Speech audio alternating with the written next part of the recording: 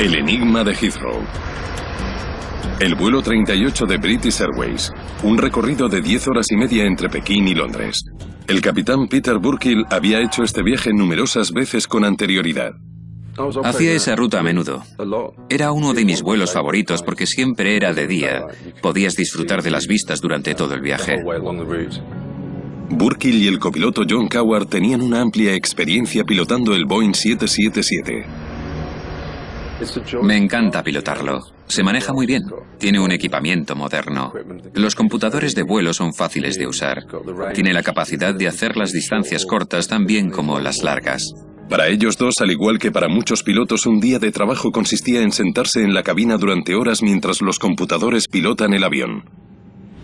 Propulsado por dos enormes motores de Rolls-Royce, el Boeing 777 era uno de los aviones más seguros de la industria. Nick Harris volvía a Londres de un viaje de negocios en China. Lo bueno era que parecía que llegábamos pronto a Heathrow. Tenía muchas ganas de llegar a casa y ver a mi familia. El destino del vuelo 38 era el aeropuerto de Heathrow, uno de los aeropuertos internacionales más concurridos del mundo. Enclavado al suroeste de Londres, está circundado por la autopista A30. Los vecinos del barrio cercano de Hounslow están más que acostumbrados al sonido del despegue y aterrizaje de los aviones.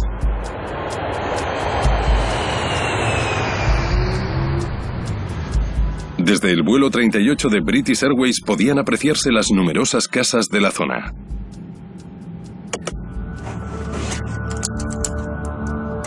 El piloto automático estaba al mando mientras la tripulación se dirigía a la pista de aterrizaje 27 izquierda.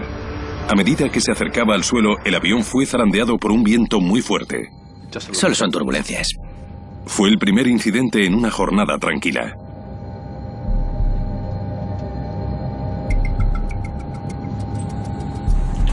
No soy yo, es el acelerador automático. Nos estaban azotando ráfagas de viento de entre 20 y 30 nudos. Éramos completamente conscientes de que los aceleradores automáticos podrían con ello y que por eso se movían tanto hacia arriba y hacia abajo. Deja el piloto automático un poco más de lo normal hasta que se calme el viento. De acuerdo. Con condiciones meteorológicas adversas, el piloto automático reacciona más rápido que los pilotos para mantener el nivel de potencia del avión. A casi 400 metros del suelo. Por favor, apague eso, señor. Claro. Gracias. 2 minutos antes de aterrizar, Coward tomó el mando del avión. ¿Tienes el mando? Como los dos pilotos habían planeado. Tengo el mando.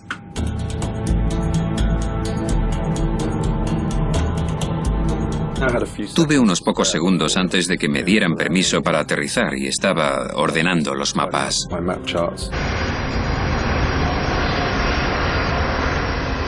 Speedbird 38. Permiso para aterrizar en la 27 izquierda. Permiso para aterrizar en la 27 izquierda, Speedbird 38. Recuerdo haber comprobado si nuestra entrada estaba despejada. 150 metros. 150 metros. ¿Estable? Más o menos. De repente surgió un problema. Pete, no funcionan los motores. No consigo que funcionen. ¿Qué está pasando? ¿Qué quieres decir? Miré los instrumentos del motor y no tenía sentido porque estábamos pidiendo máxima potencia, pero los motores no respondían. ¿Qué está pasando? El vuelo 38 estaba sentenciado de la peor manera imaginable. Parece que tenemos un fallo doble de motores. Si ninguno de los motores proporcionaba energía, el avión no podría llegar al aeropuerto. Con 152 personas a bordo, el vuelo 38 se avecinaba hacia Londres a pocos segundos de alcanzar el suelo.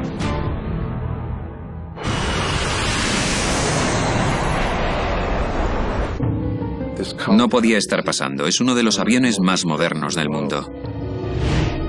En la cabina no había indicación de que algo fuera mal. En el momento de aterrizar, todo el mundo parecía relajado en la cabina. Estábamos ansiosos por aterrizar. Velocidad de vuelo baja. Velocidad de vuelo baja. Velocidad de vuelo baja. Estaba mirando nuestro lugar de impacto. Veía un grupo de edificios en la zona de Hatton Cross y una estación de servicio. Sabía que si chocábamos contra ella, todos moriríamos. En aquel momento, sentí el peso de las 4 barras sobre mi hombro. Era el capitán. Si no hacía algo, todo el mundo moriría. Tan cerca del suelo, Burkill no tenía muchas opciones. Podía quitarle el mando del avión a Coward, pero pensó que no era la mejor opción. Mi primera decisión fue no tomar el mando. Recuerdo mirar a John. Aún estaba pilotando bien el avión. Estaba haciendo un buen trabajo, lo que yo necesitaba que hiciera. Burkill sabía que aunque pudieran pasar Hounslow de largo, el avión podría estrellarse contra la autopista A30 o contra las antenas al final del aeropuerto. Pensé en sacar el tren de aterrizaje. Supondría una resistencia enorme para un avión comercial, pero lo necesitábamos. Íbamos a chocar y el tren de aterrizaje frenaría el impacto, así que tenía que bajarlo. Ante un choque inminente, Burkill solo tenía una opción, pero implicaba un gran riesgo. Sabía que tenía unos 15 segundos para tomar una gran decisión. Tenía que sobrepasar esos edificios. Era obvio que tenía que levantar los flaps.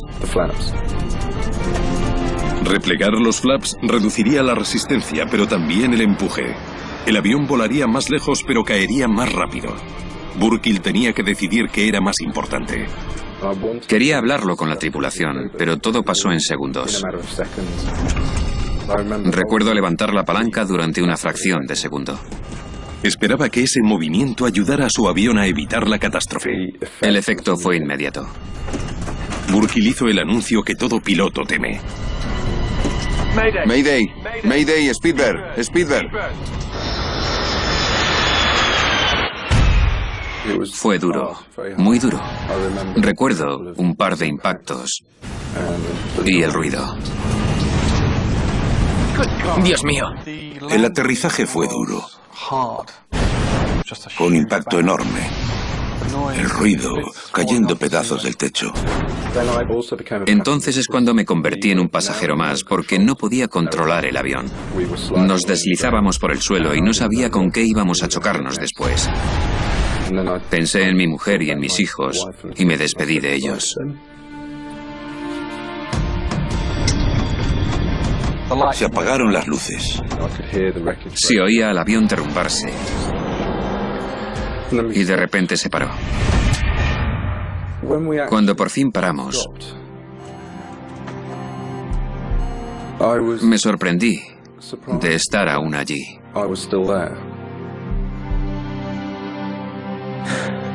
Después miré alrededor de la cabina y me sorprendí aún más al ver que ninguno de los 3 tenían ningún rasguño. Por favor, manténganse en sus asientos con los cinturones abrochados. Y de repente me convertí en el capitán de nuevo. La tripulación apagó los sistemas Unidad auxiliar de potencia. de combustible, hidráulicos y eléctricos. Desconectando interruptor de mando. Comprobación finalizada. Después tenía que encargarme de los supervivientes. Pensé que el 20% estarían muertos porque el avión estaba destrozado. Es una emergencia. Evacúen. Evacúen. Entonces las azafatas tomaron el mando por completo. Al abrir la puerta, olí el combustible. Deberíamos darnos prisa. Me di cuenta de que teníamos que salir del avión. El mayor peligro ahora era un incendio. Tras haber sobrevivido al aterrizaje, los pasajeros podían morir entre las llamas que inundaban el avión. ¡Salte! ¡Salte! Dejé todo mi equipaje y me lancé por el tobogán. ¡Salte! Salgamos de aquí. Salí por la cocina y comprobé el pasillo de la derecha. Me sorprendió no ver a nadie allí. A pesar de los temores de Burkill, no hubo víctimas.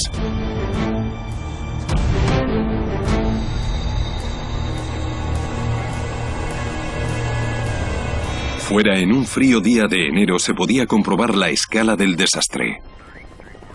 La rueda derecha se había desprendido durante el impacto. Los motores estaban destrozados. También se habían desprendido. Las cubiertas estaban arrancadas y los motores medio enterrados. Ya no era un avión. Entonces me di cuenta de que había sido un accidente grave. Vi el daño en el tren de aterrizaje y en el ala. El avión evitó por poco la A-30 y las antenas al final de la pista de aterrizaje. Podría haber sido una devastación total. Si el impacto no hubiera ocurrido en tierra blanda y césped, la posibilidad de un incendio habría sido enorme. Teniendo en cuenta el gran daño que se produjo, es increíble que solo 47 personas resultaran heridas. Me siento muy afortunado de seguir vivo. Fue un sentimiento surrealista. Desde China, el primer ministro Gordon Brown elogió a Burkill y a la tripulación. Creo que lo justo es rendir homenaje a la calma y profesionalidad de la tripulación de British Airways y al capitán Peter Burkill por lo que consiguieron al llevar a cabo un aterrizaje que protegió numerosas vidas. Los investigadores tenían ciertos presentimientos sobre lo que podría haber causado que fallaran los motores. También tenían muchas pistas, pero aún faltaba una prueba clave. Se ha puesto en marcha el plan de emergencia de Heathrow. El accidente del vuelo 38 de British Airways llenaba las noticias. Fue el accidente más grave en Heathrow en 30 años. El aeropuerto de Heathrow es un aeropuerto muy concurrido. Es el principal aeropuerto del Reino Unido y lo que pasa allí llega a las noticias inmediatamente. Por si fuera poco, el 777 es uno de los aviones más modernos y fiables del mundo. El accidente desestabilizó la industria aérea. El 777 es el avión más seguro. Tenía un expediente de seguridad magnífico. ¿Qué pudo pasar? No es agradable no saber si podría ocurrirle al resto de la flota. Los investigadores llegaron pronto a la escena. Phil Slide es el ingeniero jefe de la AAIB, la rama de investigación de accidentes aéreos en Reino Unido. Cuando te dispones a abordar el lugar de un accidente como este, tu primer pensamiento es por dónde empezar. El avión aterrizó a escasos 300 metros de la pista de aterrizaje. El tren de aterrizaje había atravesado las alas. El frente del tren de aterrizaje se había desmoronado. Unas horas después del accidente, los investigadores entrevistaron a la tripulación. El capitán Peter Burkill tiene una versión de primera mano sobre lo que ocurrió. Creo que quería hablar sobre ello porque conocía la inocencia de toda la tripulación. No es nuestra culpa, no hemos hecho nada malo. Los motores no funcionaron. Parece que tenemos un fallo doble de motores. Intentamos darles más potencia manualmente, pero no conseguimos nada. Burkill explicó que algo habría causado que los dos motores Rolls-Royce del avión fallaran al mismo tiempo, privando al avión de potencia. Cuando oyes algo sobre un fallo doble de motores, te fijas en lo más común. ¿Qué pudo causar que ambos motores fallaran al mismo tiempo? Nuestra primera idea fue que se habrían quedado sin combustible.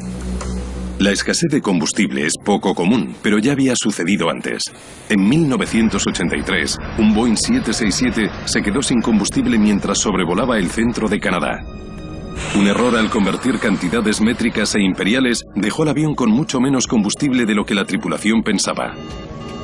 A más de 7.000 metros perdieron potencia en los dos motores. El capitán fue capaz de planear con el avión y aterrizar a salvo en una base aérea abandonada. En el caso del vuelo 38 se cuestionó de inmediato esta teoría. El combustible de avión tiene un determinado olor. Cualquiera que haya trabajado con un avión conoce el olor distintivo del combustible de un avión A1. Había gran cantidad de combustible goteando del avión, de las fracturas y de los motores cuando llegamos allí. Una comprobación de dos de los tanques del avión confirmó que tenían combustible. Sabíamos que había suficiente combustible a bordo de ese avión para finalizar el vuelo. Había muchas otras posibles explicaciones para tal pérdida de potencia, y los investigadores tenían que abordarlas todas. Había mucha confianza puesta en la resolución del misterio, ya que cualquier prueba que los investigadores necesitasen estaría disponible al momento. Tenían acceso al piloto, a la tripulación y, aún más importante, a todo el avión. Fuimos muy afortunados de tener la cantidad de información que tuvimos en ese avión porque estaba intacto. Pudimos comprobar numerosos computadores y también extraer mucha información de las grabadoras. Además, disponíamos de información externa al avión, como información sobre radares y también transmisiones por radio. Mark Ford recuperó las grabadoras que prometían proporcionar a los investigadores pistas importantes. Tenía otro recurso: las QAR o grabadoras de acceso rápido. Mientras que las cajas negras se encuentran al fondo del avión, la QAR es una grabadora de datos situada al frente, empleada principalmente para los diagnósticos. Tiene una ventaja respecto a la grabadora de vuelo, ya que tiene una capacidad de memoria mayor y puede grabar más parámetros adicionales que los disponibles en una grabadora de vuelo. En algunos casos se puede recuperar la información de una grabadora de acceso rápido en pocos minutos. Velocidad, altitud, configuración de mando, conversaciones de cabina. En total, las diferentes grabadoras habían conservado 1.400 fragmentos de información que deberían ayudar a los investigadores a cerrar el caso. Pero cuando estudiaron las QAR, lo que encontraron fue escalofriante. La información de las grabadoras de acceso rápido se paró unos 45 segundos antes del accidente en sí. Nuestra idea inicial fue que probablemente hubo un problema eléctrico que afectó no solo a las QAR, sino también a los motores. El 777 es uno de los últimos avances en aviones asistidos por computador. Los pilotos no controlan el avión directamente. En su lugar, sus movimientos se envían a un computador. Esas señales se transmiten a los motores, a los flaps y a otros sistemas del avión. Pete, no funcionan los motores. Un fallo masivo en los sistemas de información del avión podría explicar por qué los motores dejaron de funcionar. Quizá los computadores que los controlaban se congelaron. En Farnborough se encuentra la sede de la AAIB. La grabadora de información en vuelo se envió allí para analizarla. Cualquier problema eléctrico se habría registrado en este aparato, pero interpretar la información llevaría un tiempo que los investigadores no tenían. Cientos de 777 aterrizan cada día. Necesitaban encontrar respuestas antes de que lo que había derribado al vuelo 38 volviera a atacar. Mientras esperaban, las autoridades centraron su atención en el combustible recuperado del avión en ruinas. Un lote defectuoso de combustible podría haber privado de potencia al avión cuando más lo necesitaba. El combustible puede estar contaminado de muchas maneras diferentes. Puede tratarse de contaminación de las partículas o biológica y puede introducirse en los filtros y dificultar el flujo. Tomamos numerosas muestras de varios puntos del sistema de combustible. No solo del tanque de combustible, sino también de los restos en los circuitos de combustible y en otros componentes.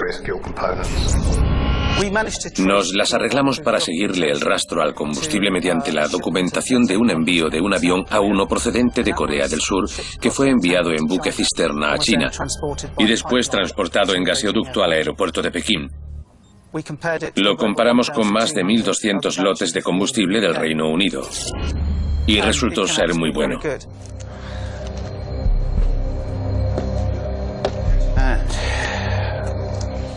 Los investigadores consideraron entonces la posibilidad de un bloqueo en los tanques de combustible. Descubrieron algunas pruebas extrañas. Se recuperaron numerosos pedazos pequeños de cinta adhesiva y algo más. Cuando estábamos en los tanques de combustible encontramos algunos artículos pequeños. Uno de ellos era una espátula roja. Los artículos eran probablemente restos de la construcción del avión 7 años antes. Pero a pesar de que fueran peculiares, no había indicación de que ninguno de ellos tuviera relevancia en el accidente. Obviamente no es lo ideal encontrar algo dentro de un tanque de combustible. Analizamos si esto podría haber tenido un efecto en el flujo de combustible que se dirigía a los motores. Los artículos eran tan pequeños que no podrían haber causado una restricción. Mientras la búsqueda de respuestas continuaba, afloró un desconcertante hallazgo. Poco menos de 3 años antes del accidente de Heathrow, otro 777 sufrió un grave problema en el aire. Tras haber despegado en Perth, Australia, un avión de pasajeros de Malasia estaba ascendiendo a más de 11.000 metros cuando de pronto el piloto automático del avión hizo que el morro se levantara y que el avión subiera de manera abrupta. Solo pudo evitarse el desastre cuando el piloto tomó el control manual del avión. Se las arreglaron para volver a salvo a la base y los investigadores establecieron que se trataba de un problema informático. Las autoridades de la aviación de Reino Unido consideraron que el cerebro electrónico de uno de los aviones más fiables del mundo podría estar defectuoso. El avión de Malaysia Airlines fue desconcertante. Los investigadores abrieron un expediente y empezaron a investigarlo para conseguir pruebas. ¿Hubo un problema con el sistema de control electrónico que causó que los motores fallasen? Si se encontraran fallos en los computadores del vuelo 38, eso significaría que 777 de todo el mundo podrían ser desastres en potencia. Esta idea caló hondo en la industria. Cuando se llevó a cabo la lectura de la grabadora de información del vuelo en Farnborough, los investigadores descubrieron que el accidente podría haber sido mucho peor. Había muy poco que hubieran podido hacer. Parece que tenemos un fallo doble de motores. Solo hubo 30 segundos en los que fueron completamente conscientes de lo que estaba pasando. Velocidad de vuelo baja. El accidente fue inevitable. Las grabaciones muestran que poco después de que fallaran los motores, el avión empezó a caer a una velocidad mayor de 500 metros por minuto, un descenso muy abrupto. Pero la falta de potencia fue solo uno de los factores que jugaron en contra de la tripulación. Habían extendido los flaps al descender para ayudar a controlar el avión a velocidades más bajas al aumentar el impulso, pero los flaps extendidos crearon resistencia, lo que ralentizó al avión. Se necesitaba más potencia para mantener el vuelo del avión con un ala más ancha. Velocidad de vuelo baja. Necesitaba levantar los flaps. Sabía que tenía que levantar los flaps, que para reducir la resistencia tenía que levantar un poco el flap a 25 grados. Eso era lo que tenía que hacer.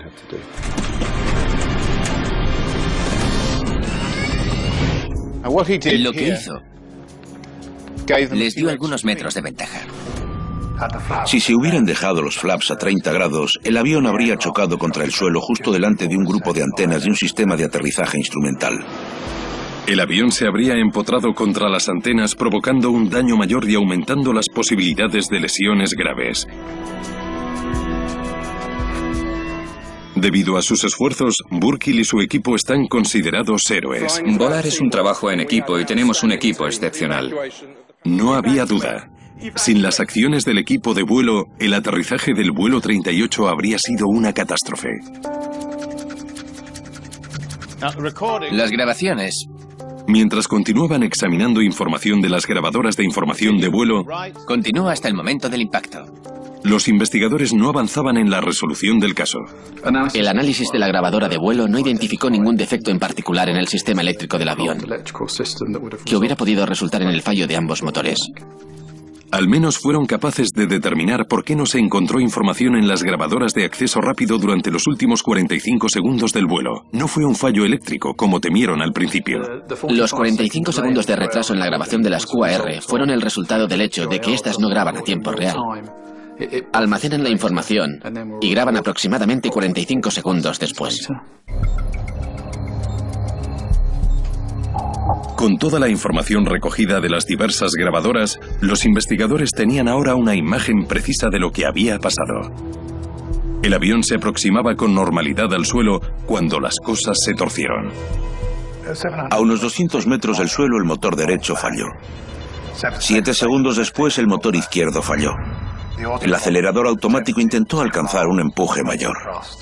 Es el acelerador automático. Pero los motores no respondían. No funcionan los motores.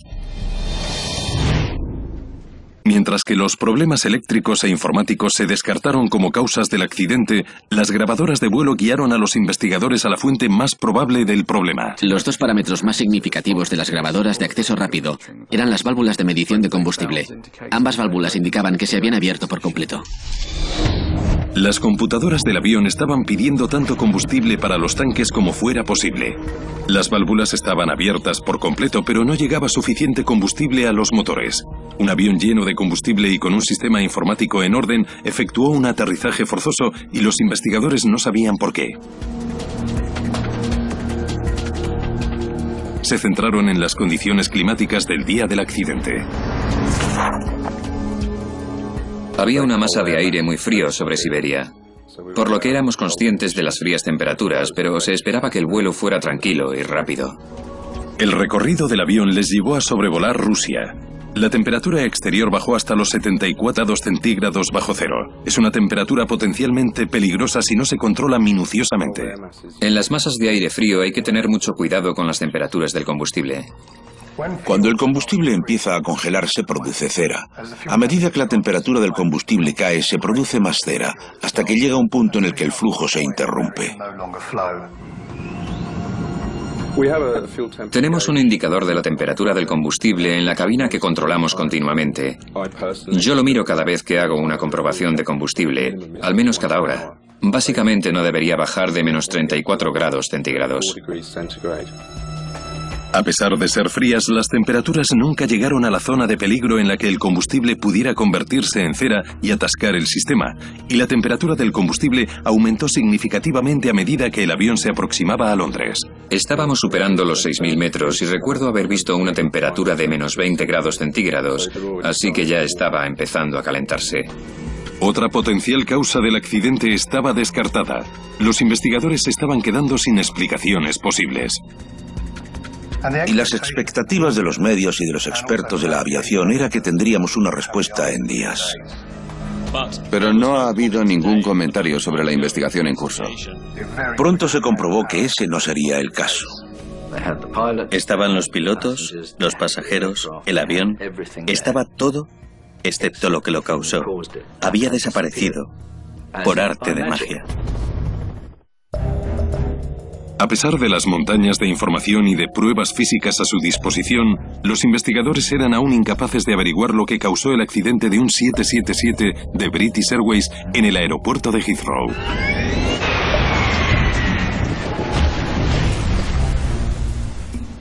Pensaron que un fallo del combustible podría ser el culpable. Para demostrar que era así, necesitaban localizar algo fuera de lo común en el viaje del vuelo 38 del 17 de enero de 2008. Es un vuelo diario de Pekín a Heathrow. Queríamos saber qué pasó con este vuelo, con este en particular. Cuando sucede un incidente desconcertante como el del 777 en Heathrow, hay que extraer toda la información posible. Ponlos ahí de momento. Nos centramos en numerosos operadores para obtener información de vuelos previos y poder hacer una comparación. La información de los vuelos se recogió de compañías de todo el mundo. Teníamos unos 144.000 vuelos en total. Pero llevaría meses analizar ese enorme volumen de información. Para estudiar el sistema de combustible del vuelo 38 más detenidamente, se llevaron grandes secciones del mismo al hangar de la A y B y se ensamblaron. Nos permitió simplemente sentarnos allí, mirar y hacer una lluvia de ideas para intentar descubrir qué lo habría causado. McDermott y su equipo consideraron todas las posibilidades, desde fallos de diseño hasta un mal funcionamiento específico de este avión. El examen resultó inconcluyente. Llevamos a cabo una inspección y una prueba exhaustiva y meticulosa del sistema de combustible y no encontramos nada erróneo. Frustrados, los investigadores se encontraban en un callejón sin salida. Continuamos con el ciclo. Volvimos sobre lo que ya habíamos hecho. ¿Nos habíamos olvidado algo? Y cada vez que volvíamos atrás nos dábamos cuenta de que no. No había ningún problema con los computadores del avión. Tenía suficiente combustible. Y tampoco había problemas con el combustible en sí. Pero de alguna manera, cuando más se necesitaba, los motores no tenían el combustible necesario. Los detectives de la A y B se habían quedado sin sospechosos. No había una explicación clara. Nada que no se hubiera visto antes. No consigo que funcionen. En cualquier avión o en un 777 podría explicar esto. Entonces dejaron de centrarse en las pruebas que tenían para centrarse en las que no tenían. Phil empezó a meditar empleando una cita de Sherlock Holmes. Lo que quede, aunque improbable, debe de ser la causa.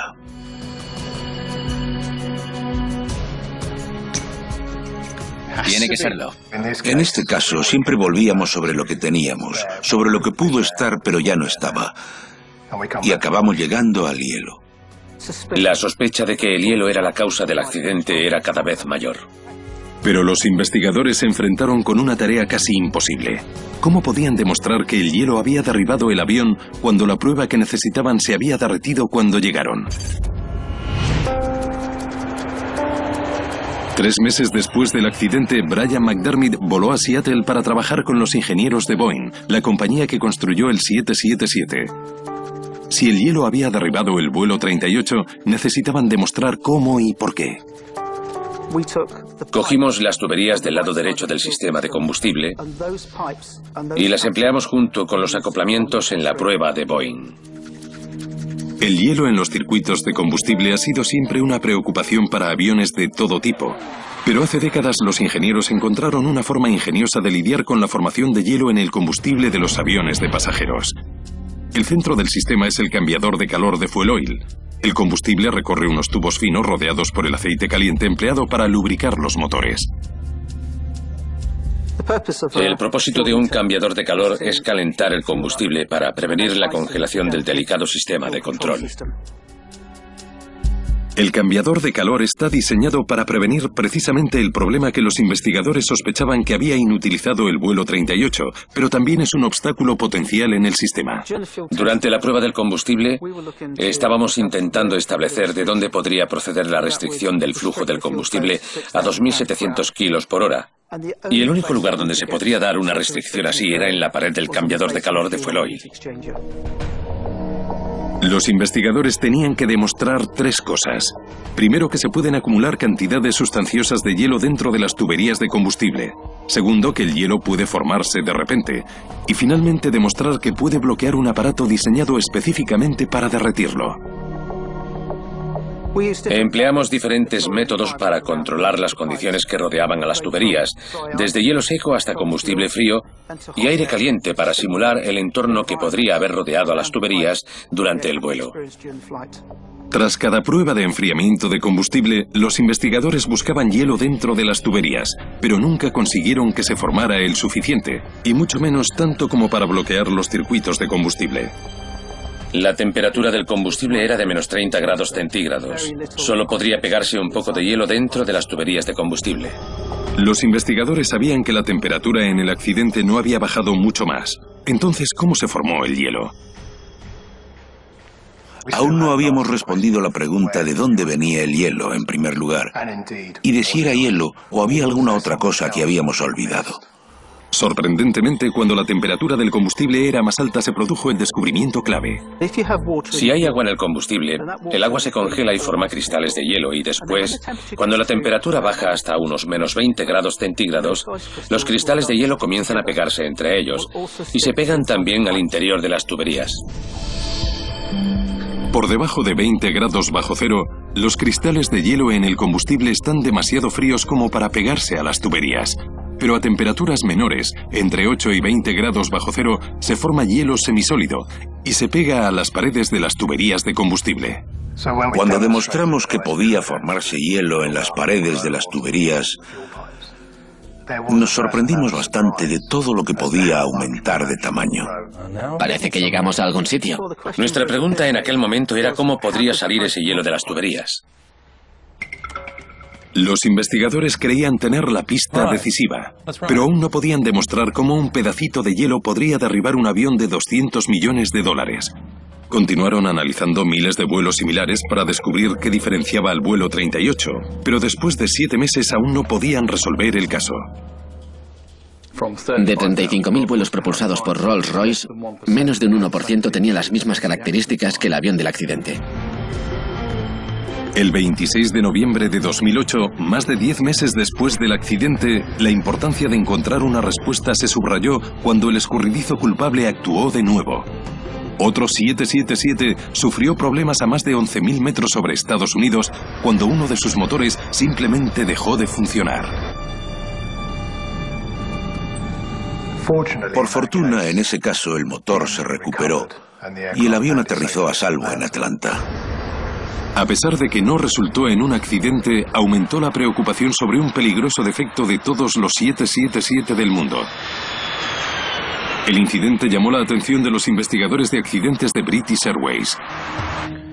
El vuelo Delta Shanghai se investigó con enorme interés. Los motores eran motores Rolls-Royce del mismo tipo, por lo que inmediatamente se buscaron pruebas del mismo problema. De hecho, encontraron enormes similitudes entre el avión comercial de Delta y el vuelo 38 de British Airways. Los aviones habían operado entre Shanghái, en China, y Atlanta. Las temperaturas del combustible se encontraban en la zona peligrosa que definimos durante la investigación. Pudimos observar que la reacción del motor fue muy similar a la del 777 de Heathrow. Un examen posterior del vuelo de Delta no mostró pruebas de ningún problema en los sistemas electrónicos, mecánicos o de combustible, lo que sugirió enormemente que el culpable era en realidad el hielo. Cuando oímos lo del vuelo de Delta, nos convencimos más que nunca de que estábamos sobre la buena pista. McDermott y los investigadores de Boeing en Seattle continuaron sus pruebas. Había pasado un año desde el accidente y el problema no se había encontrado ni solucionado. Hicieron miles de simulaciones y gastaron millones de dólares. Aún así, no lograron conseguir que el hielo de los circuitos de combustible atascase el cambiador de calor de fuel oil y causase el tipo de bloqueo que derribó el vuelo 38.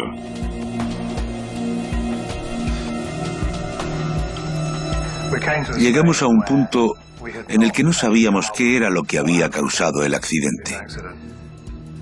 En aquel momento, en los medios y el público general había cierta agitación por el hecho de que no habíamos encontrado aún una respuesta. La presión de la industria para que se resolviera el caso se intensificó.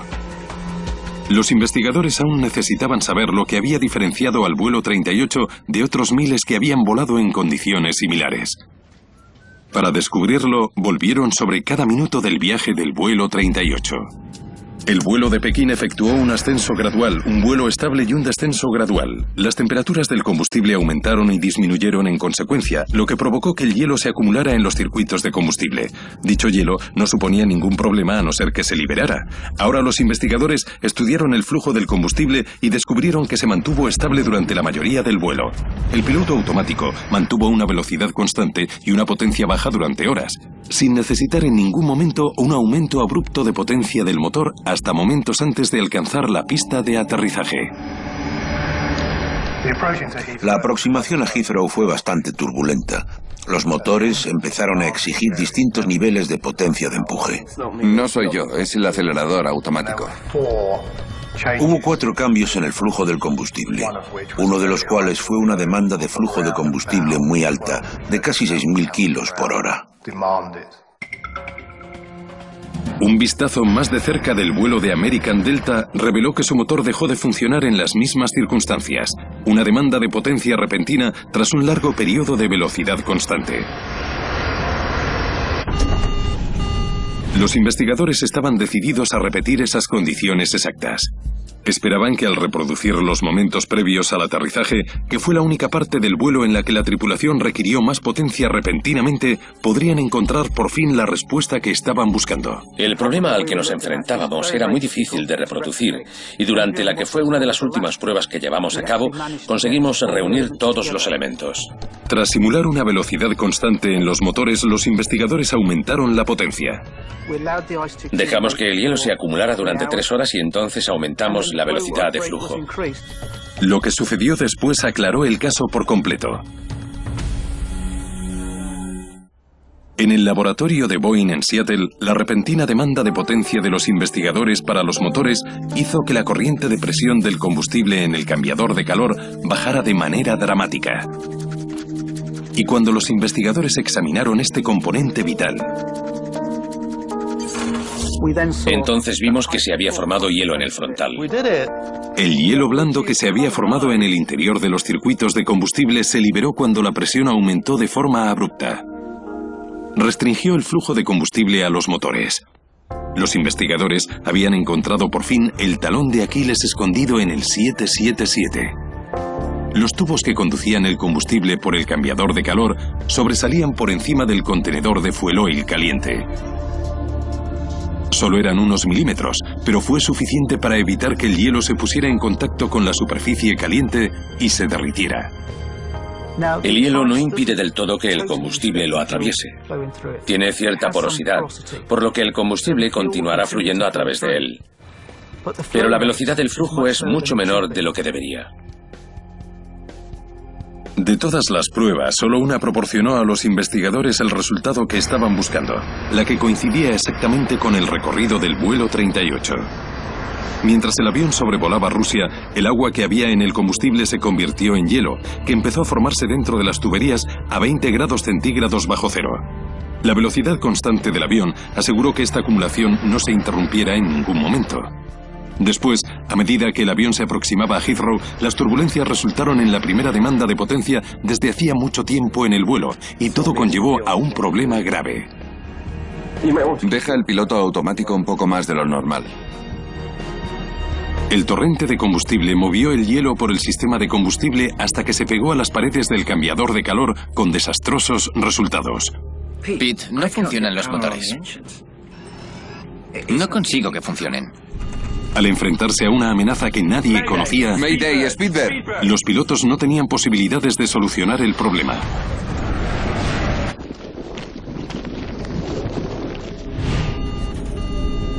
Pero ¿cómo pudo la tripulación de American Delta solucionar el bloqueo mientras que el vuelo de British Airways casi acaba en catástrofe?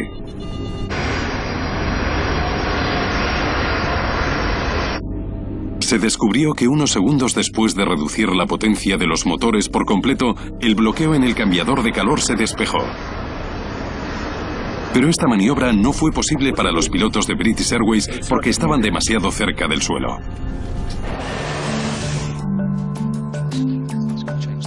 Poco después de las pruebas de Seattle, Rolls-Royce rediseñó el cambiador de calor de fuel oil. Lo que hizo Rolls-Royce fue retirar esos tubos salientes, de forma que no hubiera protuberancias. Y descubrieron que al alisar la superficie, si se formaran cristales de hielo en el combustible, irían directamente a los agujeros del bloque. Una reparación muy fácil. A otros fabricantes de aviones se les ordenó que se aseguraran de que sus sistemas no eran vulnerables al mismo problema. Peter Burkill, John Coward y el resto de la tripulación del vuelo 38 recibieron la medalla de la seguridad de British Airways por su actuación en el accidente. Es el mayor honor de la compañía. A la tripulación se le presentó un fallo sin precedentes, y ellos hicieron todo lo que pudieron en el tiempo del que disponían. La tripulación lo hizo lo mejor que pudo, y teniendo en cuenta que solo dispusieron de 30 segundos para pensar qué iban a hacer, no pudieron hacerlo mejor. El hielo que derribó uno de los aviones más sofisticados del mundo había desaparecido cuando llegaron los investigadores. Lo extraño de esta investigación es que el culpable había abandonado la escena. Las indagaciones sobre lo que ocurrió consumieron miles de horas de trabajo y costaron millones de dólares. Esa gente dejó todo de lado para descubrir lo que pasó. Teníamos que averiguar la razón.